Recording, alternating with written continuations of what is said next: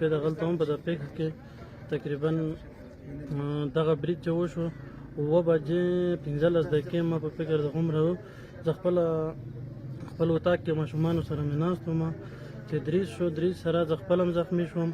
نور چې بار راووتم زموږ د کور زنانه ماشومان تقریبا ټول زخمیان ول. وروسته بیا چې دویم دریځ وشو زه دغلته په ساحه کې وم خو ماشومان زنانه مې ایستلي ول. د هغې نه بعد بیا چې دویم دریځ وشو دغلته هم ما ووتم منډه مې کړل. حالات بیخي توره شپه و پته نه لګېدله. وروسته چې شو نور شهیدان د باندې خلک ملکي خلک کومک ته راغلي ول. دا ټول ملکي خلک دي.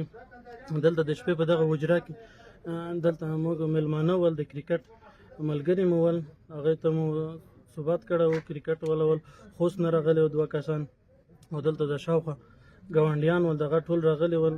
دلته ډوډۍ مو ورته کړې وه. بیا هغې نه بعد چې دویم دریځ وشو زه ولاړم نو دغه ساحه کې شهیدان پراته ول. وړه ماشومان زخمیان هسپتال ته مجاهدینو انتقال کړل. زه په خپله یو مجاهد په موټرسایکل باندې هسپتال ته انتقال کړلم.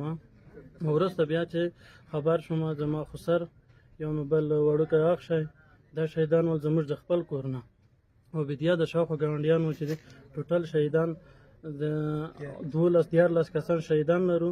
زما په شمول 12 کسان زخمیان ماشومان زنانه. دا ملکي تلفات دي دا په ملکي خلکو باندې کړی.